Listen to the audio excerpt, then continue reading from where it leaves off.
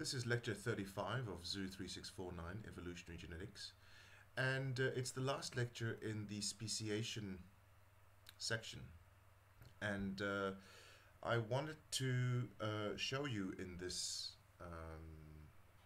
last lecture on speciation how we use coalescence and trees to look at how species are formed. And I want to also make you familiar with a couple of very important concepts regarding trees and the difference between a tree you make from just one genetic locus, say you sequence one piece of a gene in several individuals and you make a tree, and how that can differ from the actual species tree, in other words, the actual evolutionary tree of that set of species, and what the difference between the gene and species trees can mean. And also, in this lecture, I want to highlight another very important fact, and that is the differences, the genetic differences, and how to tell the difference between incomplete lineage sorting, so when genetic drift has not sorted lineages into species-specific monophyletic clades, and gene flow, which can have the same, which could at the outset look very similar to incomplete lineage sorting. And it's very, very important for us to be able to tell the difference between the two, gene flow and incomplete lineage sorting. So we're going to be talking about those interesting things in lecture 35.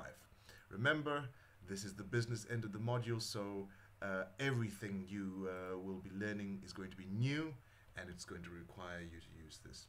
Okay, so we're going to start with gene trees. So remember I said genealogy is just another fancy name for saying tree, right? So what we're going to do is look at a gene genealogy, okay? So the gene genealogy here is this right Fisher population you see here. You see with all these dots and so on, and you can see the genealogy going along. Okay, you can see the branching patterns of the tree. Each time the gene mutates to a new allele, a different color. It's given as a different color. So you can see here this blue allele mutated to a green allele, and this green allele mutated to a pink allele, and this pink allele at this point here mutated to this red allele.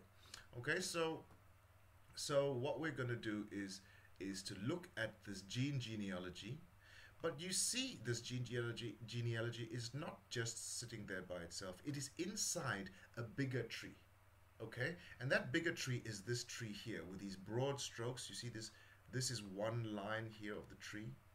It starts here, it goes into, it diverges here into this species A, and then it diverges here into the species B, and then into species C. So the species tree, which is the true evolutionary history of the group of species there, that is given to you by this fat tree, okay?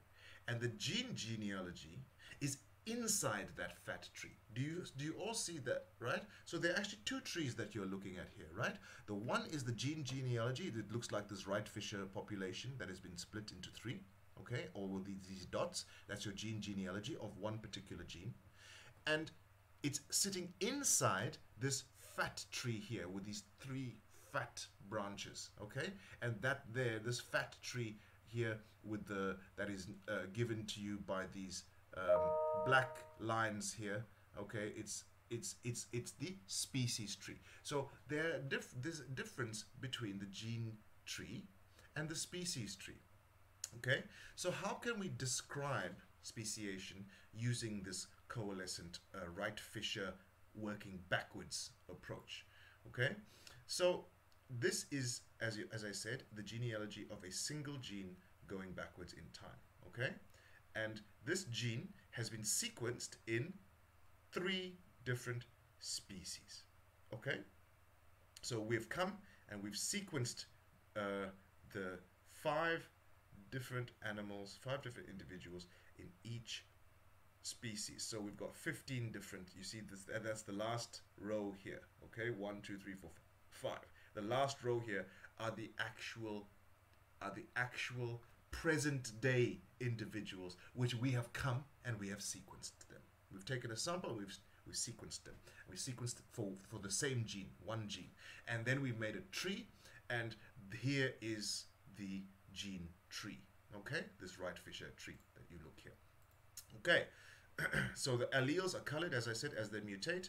And the true species tree is the big tree that encloses the genealogy. It's this fat one here, this big fat one that branches into, first branch is coming out here, second two branches coming out here. So B and C are sister taxa, and then A is more distantly related to species B and C. But B and C form a monophyletic clade, sister taxa. Okay, so what would happen if a student who is doing a postgrad degree arrived today and sampled all three species and sequenced the gene? Okay, so in other words, the student comes and it's the present day, right? It's here. The student cannot sample here, okay, because that was generations back. The student can only sample here because the student is here today at that point. So the student takes these 5 samples here, sequences the gene, takes these 5 samples here, sequences the same gene, and takes these 5 samples here for species C and sequences the same gene. So he's taken 15 samples, sequenced the gene, and then what has it done? He's used the maximum likelihood or Bayesian, and he's made a tree. Okay, and so that tree is this tree here. So you see that at this point here, when he's made the tree, it looks kind of different to the overall gene tree, right? This is the gene tree that we know, okay? But we've only sampled here, and what do we have? We see that all 3 species are what we call reciprocal. You see where my mouse is there? Reciprocally monophyletic. Okay, that means each one of them is monophyletic with respect to the other one. Okay, so basically, species A forms a monophyletic clade. Species B forms a monophyletic clade by itself with no other species in there, and species C forms a monophyletic clade by itself, okay, with no other species inside there, okay? And you see species B and C are closely related. They are sister taxa. You see, they're closely related. And species A is more distantly related. So actually, the topology, okay, in other words, when I say topology, is the look of that tree that this student has created. It looks very similar, actually, to the topology of the species tree in general. In other words, this fat tree that is enclosing the gene tree. You know this fat tree? It shows you that, look, species B and species C, they are sister. You see, they diverge here. Okay, they are sister taxa, and then species A is more distant. And you can see that very same tree reproduced by the student who's taken these 15 samples from the present day. Okay, so, and you can see where the monophyly evolved, right? If you follow the gene tree down, you can see at this place here, right, is where all of species A can trace their lineages back to this point. Species B, all of them can trace their lineage back to this point here, and species C can trace their lineage back to, all of them can trace their lineage back to this point here, okay? Which is why you see species C being a little bit more divergent, so it's more diverse. This line here is the furthest back for species C compared to species B and species A. Why? Because species C, the lineages take a longer time to coalesce. They coalesce at this point in this generation here. So how many generations back is that? 1, 2, 3, 4, 5, 6, 7 generations back is where species 3 coalesces. Species B only needs 1, 2, 3, 4 generations to coalesce, and species A needs how many? Here. So it coalesces here. It needs 1, 2, 3, 4, 5 generations to coalesce, right? The same as species A. So which is why the if you go backwards, you see that species B, all of them are related quite closely. This distance here is not very big. Same here. But in species C, because they coalesce later, you see this distance here is a little bit longer. It's a little bit further away that they coalesce compared to species B and A. Okay, so that's what would happen if all the lineages sorted perfectly into their species group. This is what we call complete lineage sorting. Okay, because each species forms a monophyletic group. Okay, each species forms a monophyletic group, and when that happens in your gene tree, when your gene tree is showing monophyletic groups for each species, it means that your gene tree and your species tree correspond to each other perfectly. Okay, as you see here. But unfortunately, that is not always the case. This is a perfect case, okay? When you come and the student has done his degree and it's a perfect situation, okay? Unfortunately, it's usually never like that. What is usually happens is that the lineages have not sorted into the species-specific groups, okay? So we get something called incomplete lineage sorting, okay? And let me show you what incomplete lineage sorting is, right? So now, let us say that the student did not arrive at the present day, okay?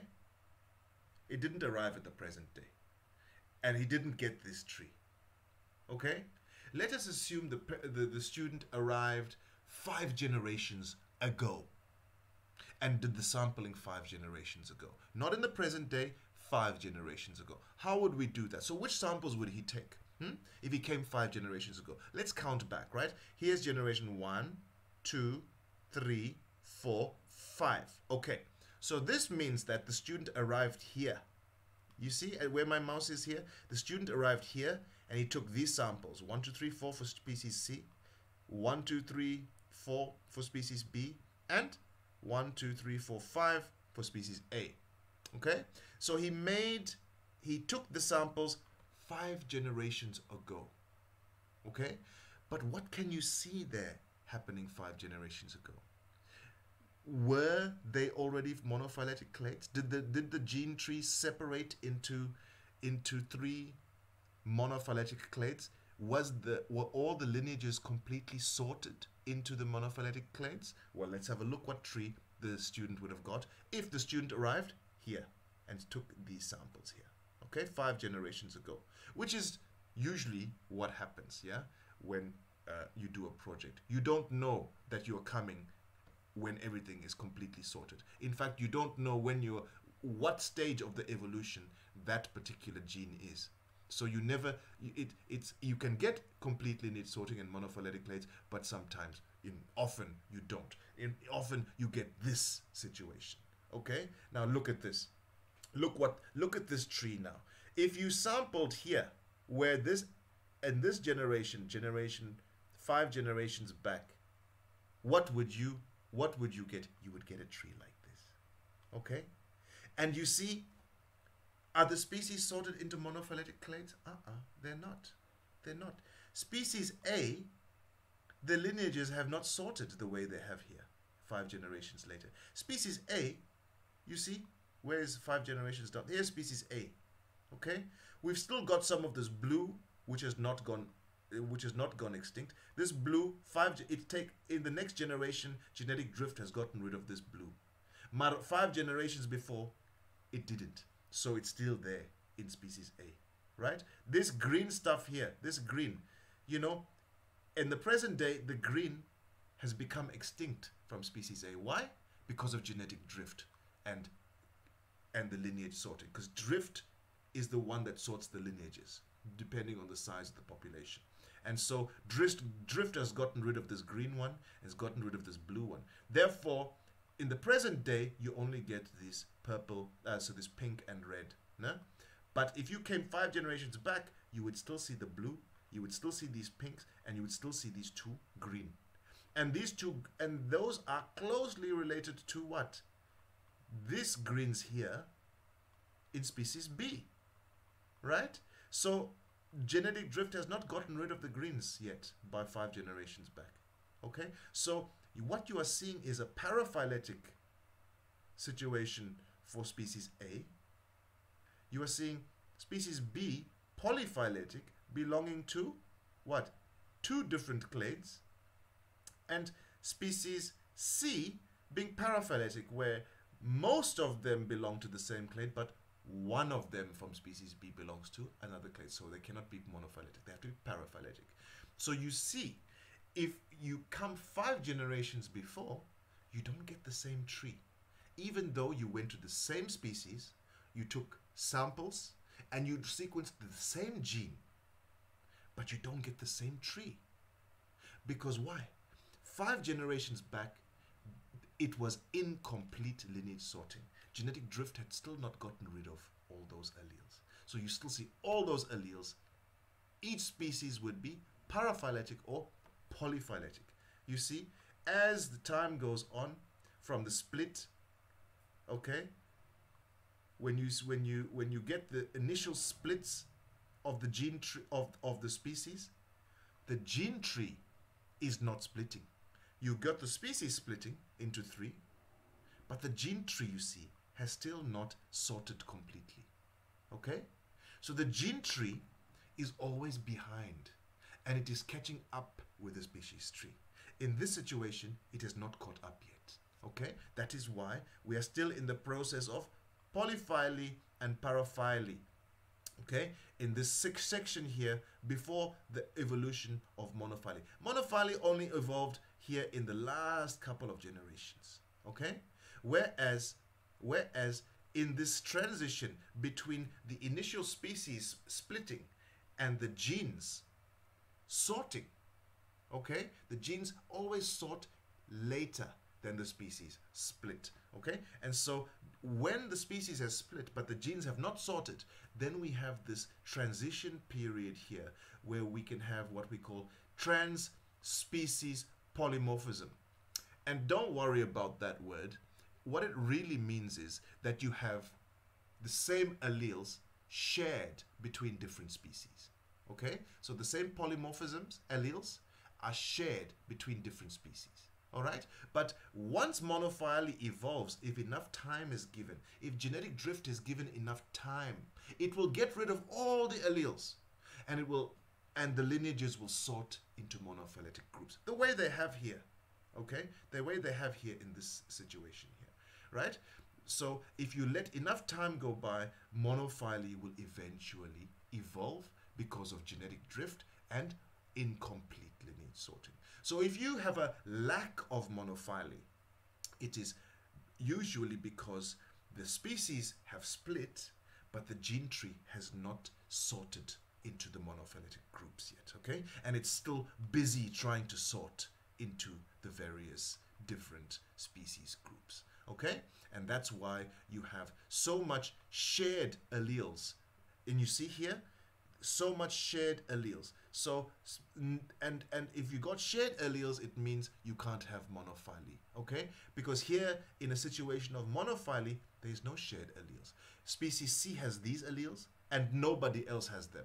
Species B has these alleles, and nobody else has them. And species A has these alleles, and nobody else has them. So when you have monophyly, you don't have any shared alleles, okay?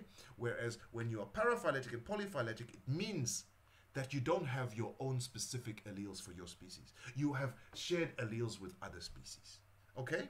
And that's basically what incomplete lineage sorting is. It means you've got shared alleles with other species. Monophyly has not had a chance to evolve, because monophyly takes a long time to evolve. So species can split, but the gene tree is still not yet monophyletic, okay? You see here, even at generation 5, how many species do we have? We have 3 species. Here's species 1, because the species are determined by the big fat tree, not the gene tree, right? So at this point, we have the species B and C have already split. So we have this species, and we have this one, and we have all 3 species. But the gene tree has not sorted. Okay? The gene tree has not sorted into species-specific clades. And this is called incomplete lineage sorting. Okay? Incomplete lineage sorting happens when genetic drift has not had enough time to get rid of all the shared alleles and keep only the unique alleles, like it has done here. Okay? It has gotten rid of all the shared alleles, and only the species only have their own alleles. They don't share them with anyone. Okay? And that is what is meant by incomplete lineage sorting. Guys, you need to understand this. Okay? Because if you don't understand what is incomplete lineage sorting, and that monophyly takes a long time to evolve, then you're going to have a big problem with the next part of this lecture, which is how to tell the difference between incomplete lineage sorting, what we have here, and gene flow. Because gene flow can also result in what? Shared alleles. Don't worry, we're getting to it. We're going to get to it in a few slides' time. All right. So the reality is that we rarely arrive and do a study once the monophyly has already evolved. Okay? Normally, we come at a place and we always find some kind of incomplete lineage sorting somewhere along the line. And that is telling us what? That this species has split into two species, but not for long enough so that the gene tree that we have sequenced, the gene sequences that we have sequenced for those animals or plants, the gene sequences have not been evolving for long enough. The split hasn't happened for long enough for genetic drift to get rid of the shared alleles and only keep the unique alleles. Okay? So that is because what? All the species, every population is in its own state of evolution. Okay? And how quickly will a lineage sort? Depends on genetic drift. So if you got a huge population, what do you think is going to happen? Genetic drift is not going to be as effective, right? It will not delete the alleles very effectively. So if you've got a big population, genetic drift will take a long time to sort those alleles into species-specific monophyletic clades. So monophyly will take a long time to evolve when the population size is big. Okay? However, when the population size is small, it's in the case of peripatric speciation, like Ernst Mayr was saying, when you have a barrier and species split, but one is small, then what happens? Then lineage sorting happens very quickly in that small population, doesn't it? Genetic drift gets rid of, because the population is small, genetic drift gets rid of all the shared alleles, and only the alleles eventually, only the alleles that are remaining are the unique alleles. Okay? And then that species becomes monophyletic. Okay? So normally we find monophyly sometimes, but we find also incomplete lineage sorting because we don't know at what stage have we arrived to do our study. We don't know that before we have started the study. And everything can be in a different state of lineage sorting or in a different state of evolution. Okay? So some, as I was saying, depending on the evolutionary forces, mainly genetic drift, some lineages will sort faster than others. Okay? And I just gave you this situation where you have a peripatric situation where one species is a very small population. In that case, it will become monophyletic very quickly. Because why? Drift will hammer all those shared alleles and keep only those unique alleles. Okay? So that's why when we are doing such a study, it is very important never to do a study on evolution of species with just one gene or one locus in the genome. For example, mitochondrial DNA. It's not ever a good idea to use just one gene, right? So the student has to come, collect the samples, but then amplify 5, 6, 7, 10 different genes and sequence all of them in all the species. And then when you have many genes sequenced, you will have many gene genealogies to compare. Okay? And then you can see how much lineage sorting and how complete or incomplete the lineage sorting is by genetic drift. Okay, so it's better to sample many different loci and combine them in a coalescent analysis to determine the true species tree.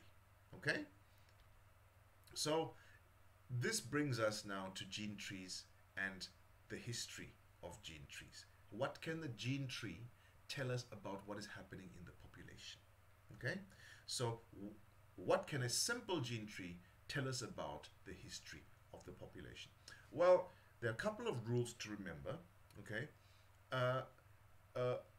what happens to gene trees near the species boundary? So basically, when the species in the true species tree splits, what happens to the gene trees? You know this already from the last two examples I've given you, right?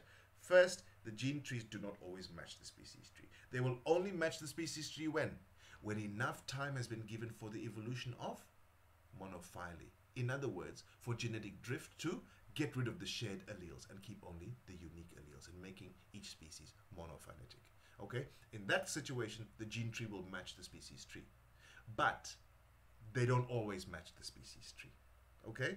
So they some lineages may have lots of shared alleles still because the alleles have not sorted thanks to genetic drift, and this is called incomplete lineage sorting, when the gene tree does not match the species tree. And that was the second example I gave you, right? If you came 5 generations back, then your gene tree does not match the species tree.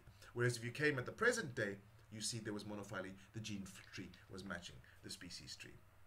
And the second rule is that the divergence of the gene usually happens long before the divergence of the species. Let's look at our example again.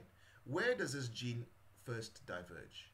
Okay, if you take these 5 individuals here, these 5 individuals here, and these 5 individuals here in the present day, and go back in time to all the ancestors, going backwards in time using your coalescent, at what stage do all of them share common ancestor?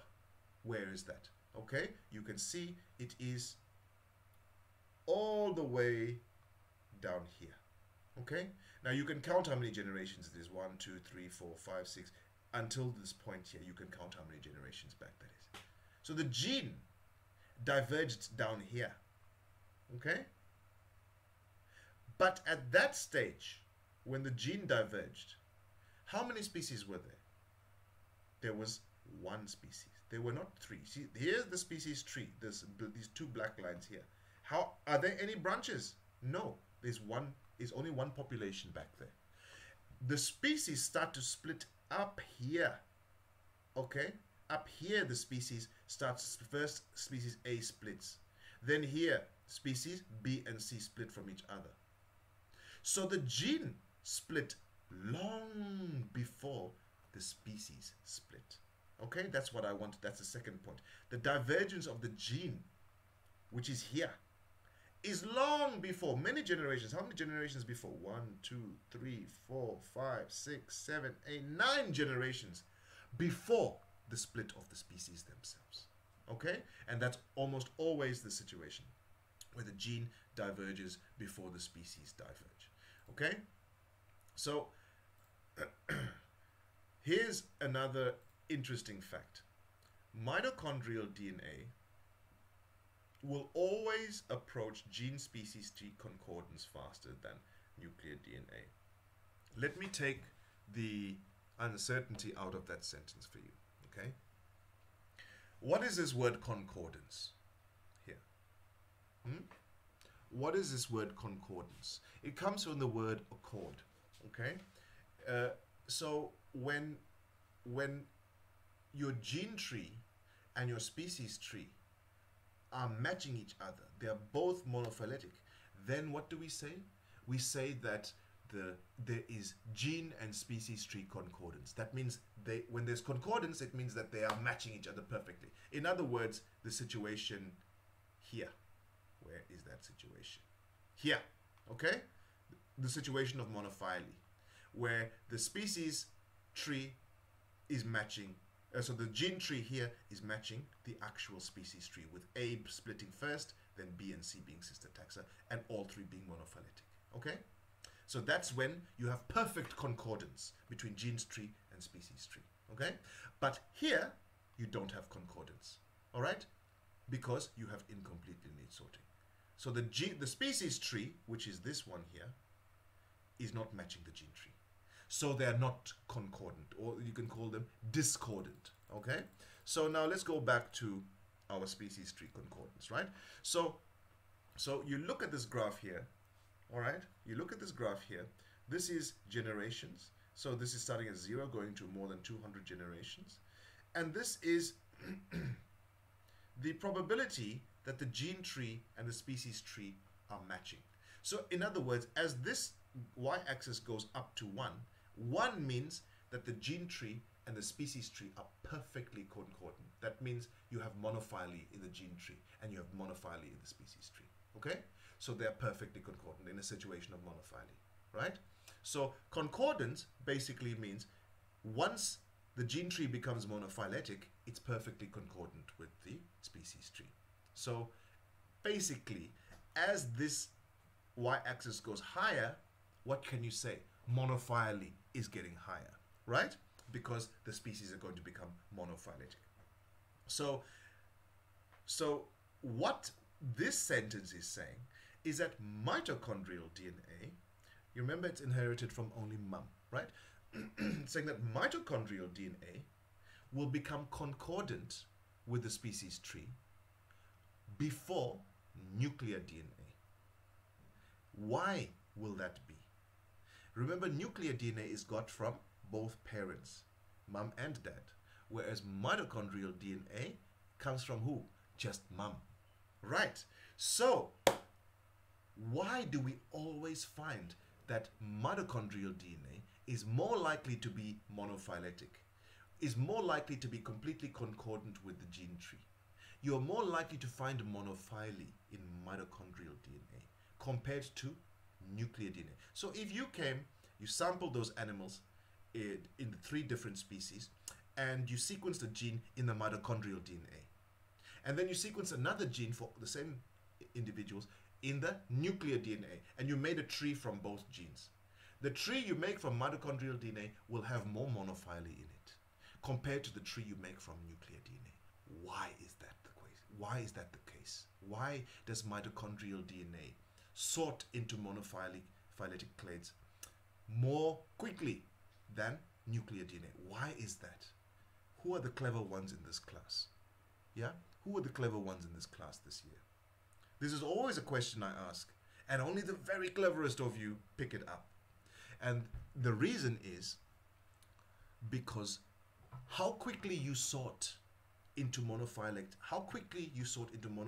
species, or how quickly, in other words, how quickly monophyly evolves is depending on what?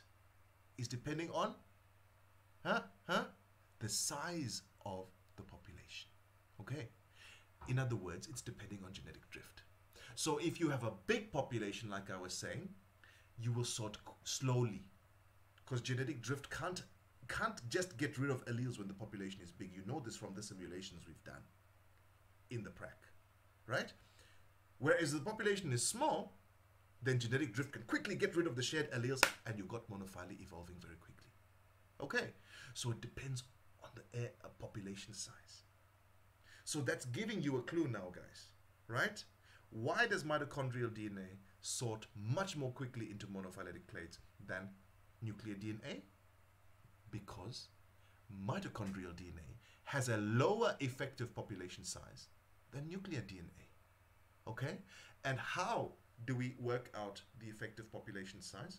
We figure out the effective population size is basically the NE, the number of breeders, but that is usually 4 times higher for nuclear DNA compared to mitochondrial DNA. Okay? So whatever your NE is for nuclear DNA, mitochondrial DNA, the same for the same individuals, the same species, NE is the NE of nuclear DNA divided by 4. Because why 4? In nuclear DNA, how many gametes are segregating? Remember, you're a diploid, right? I'm a diploid. We get one from mom and one from dad, right? So we get two. We get one from mom, one from dad. But in mom, how many does mom have?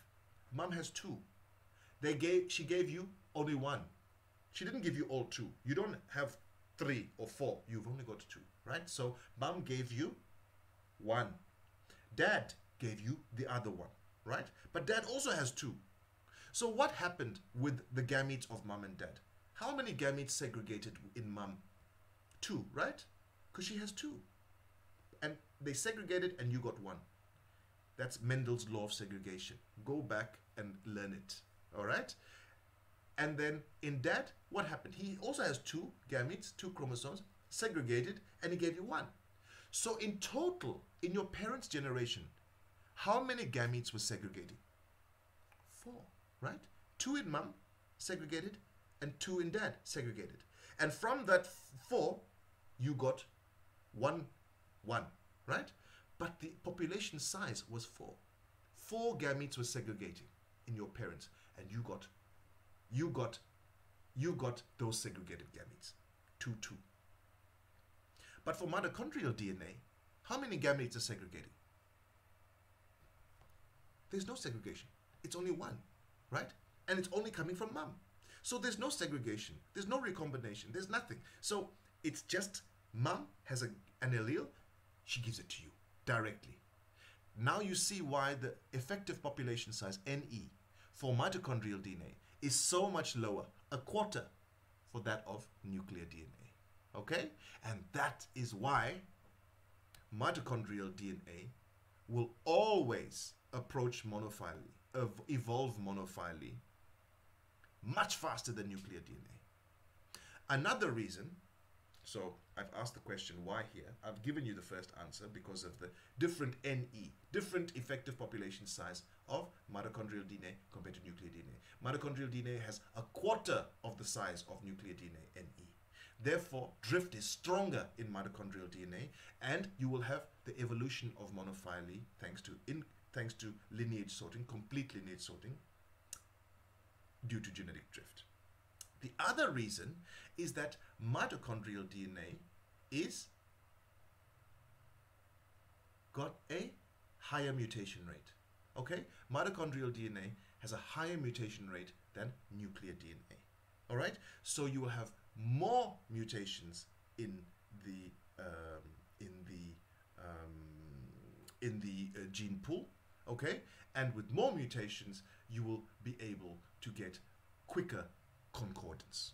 All right, so the higher mutation rate of mitochondrial DNA, as I just told you, but most importantly, it is because mitochondrial DNA has a much lower effective population size than nuclear DNA. And that is why you will always get mitochondrial DNA making monophyly much faster than nuclear DNA. Nuclear DNA takes a long time to evolve monophyly, and there will be a lot of incomplete lineage sorting.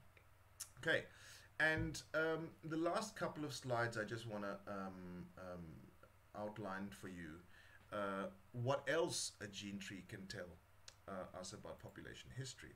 Now, we want to determine the difference between incomplete lineage sorting, which is basically means that you have shared alleles, okay, in your between your species, and gene flow. Because now what happens when there's gene flow from one species to another? It brings an allele from this species to the other species, right? So it brings a new allele, okay?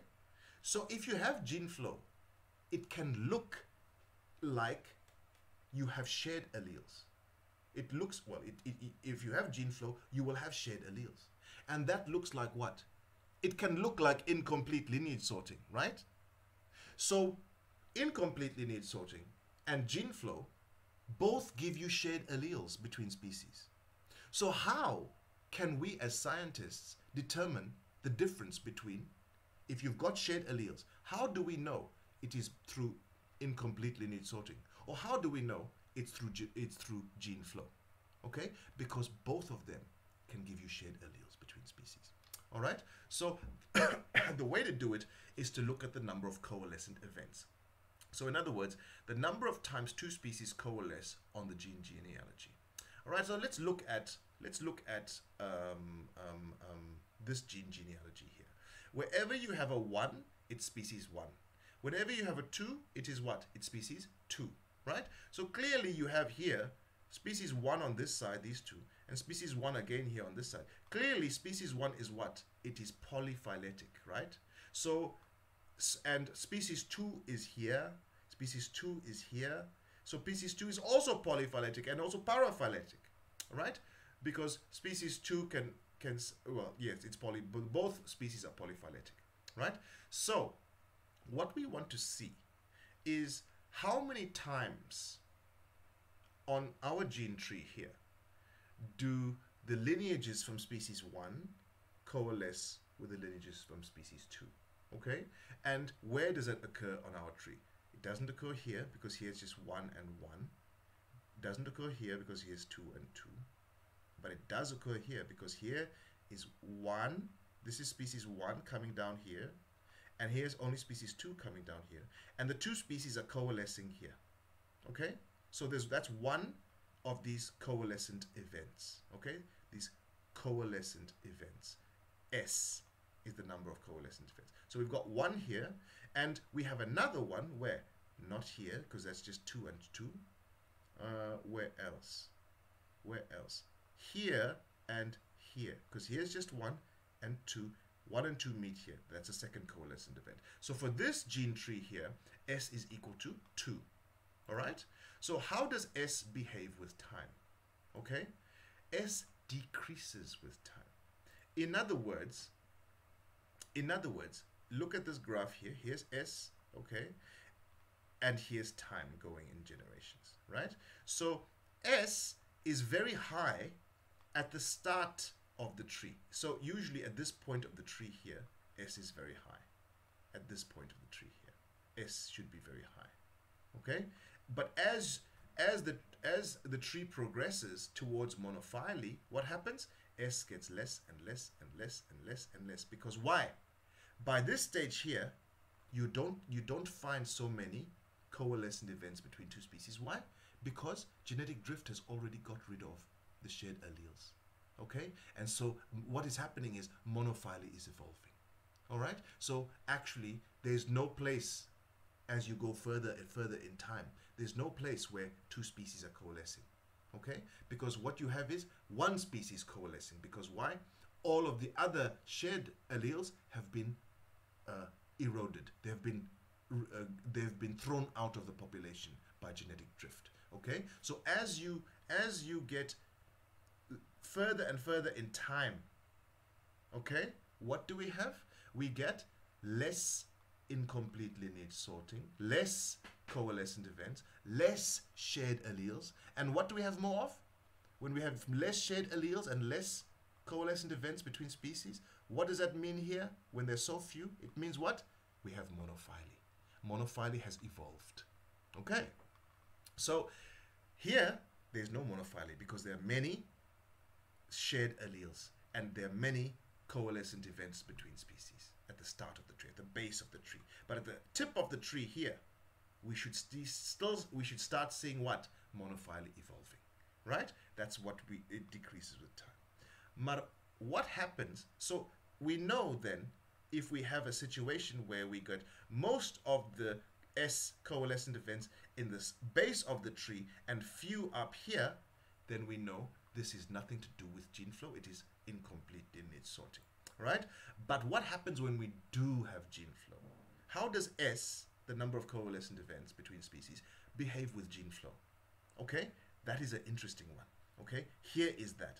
Here is gene flow on the y-axis, so low gene flow and high gene flow here, and here is the number of coalescent events. And what is happening?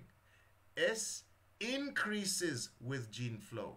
The more gene flow you get, suddenly you are bringing more alleles that are not the species-specific alleles from another population, you're bringing them into this population. And what is it going to make? It's going to seem like that population has now got more shared alleles. And there will be many coalescent events inside that population at the tip of the tree. Okay? That's because gene flow has brought the allele back. Genetic drift got rid of it. Gene flow brought it back. Just like it did in that simulations that you did during the practical. Remember, genetic drift got rid of it, but as you increase the migration rate, what happens? The allele comes back. Okay? The allele comes back. And it's exactly the same as what is happening here on your tree. Okay? So as gene flow increases, the number of coalescent events between species increases on the tree. Okay? So we want to determine the difference between gene flow and incomplete lineage sorting. It is a big question in evolutionary biology. How can we tell the difference between gene flow and incomplete lineage sorting? Because both of them give you shared alleles. All right? So let's look at this tree here. And that's a tree of these birds. Okay? And we want to determine whether, and you see here, okay, here are the in different colors are the different species. Okay, and you can see, okay, this species is not monophyletic, even though it's only occurring here. It is part of, one of them is part of this clade, so they are paraphyletic, the species. This species is not monophyletic. Why? Because there are some red ones here. So this species is polyphyletic. The red species is polyphyletic. This yellow species, that's the only one that is monophyletic. Okay? In fact, no, it's not the only one. This yellow species is monophyletic because it occurs nowhere else, and it's only its own clade. It's only got its unique alleles there. This light blue species, the dark blue species, they are polyphyletic. The light blue species are also, they are paraphyletic. Why? Because if this black here was also light blue, then they would be monophyletic, but they're not. They are almost monophyletic, but they don't include this species here. So they are paraphyletic. And this black species here, you can see there's no black anywhere else, and this species is also monophyletic. So these only the yellow and the black species on this tree are monophyletic. The rest of them are either polyphyletic or paraphyletic. Okay? And we want to know that paraphyly and polyphyly, it means a lack of monophyly. Right? So a lack of monophyly means that we have paraphyly and polyphyly. In other words, we have allele sharing. Monophyly means no allele sharing. Paraphyly and polyphyly means we have allele sharing. And so we want to determine, do we have the allele sharing or lack of monophyly? Do we have it because of incomplete lineage sorting? And genetic drift has not had enough time to get rid of the shared alleles? Or do we have a lack of monophyly because of gene flow? So we had a monophyly, and then there's been gene flow, and new alleles have come. New alleles have come from other populations. And now it looks like it's paraphyly and polyphyly. Meanwhile, it's gene flow making the polyphyly and paraphyly, and not ILS. Okay? So how do we determine the difference? Well, we have to track the number of coalescent events between species. All right? So where are the coalescent events between species? I've put them for you here on this here. So you have at this, all these black dots here are coalescent events. Okay? All these black dots are coalescent events. All right? And so what is happening? Where are these black dots on the tree? Where are these black dots on the tree? Remember, based on where the black dots on the tree are, you can determine whether the lack of monophyly is being caused by gene flow or by incomplete lineage sorting. Okay? Because if you look, if it is according to incomplete lineage sorting, where will we expect to see the black dots? We would expect to see them all here at the base of the tree, right? All here at the basal and this part of the tree here, the base. Okay? We expect to see them there. But we are not seeing them there, are we? Remember, why do I say the base of the tree? Because here, you see, you should see the black dots all here and getting less and less and less and less and less and less with time. That is the signature of ILS, incomplete lineage sorting. Okay? But what do we see here instead? What do we see instead? We see there the black dots are not just at the base, they are also at the tips. Okay? They are all over the tree. And what is that telling you? That is telling you that gene flow is the one that is causing the lack of monophyly. Because you have these coalescent events that are close to the tips of the tree. And that is not the signature of ILS and genetic drift. That is the signature of recent introgression, bringing an allele recently from another population into this population. Okay, so the increase in S, okay, in all parts of the tree here argues for gene flow and argues against incomplete lineage sorting. Okay, so I would like to leave speciation there. You might well, and it was very normal to ask a question: how can you tell the difference between incomplete lineage sorting and gene flow when all you have is a simple genealogy? If you look at past exam questions, you will see that question there in the past exams, and how I just explained it to you is how you need to answer that question if you see it again in your test or in your exam. Okay, so I will leave it there, and I will continue then with the last section, section 6, molecular ecology, next.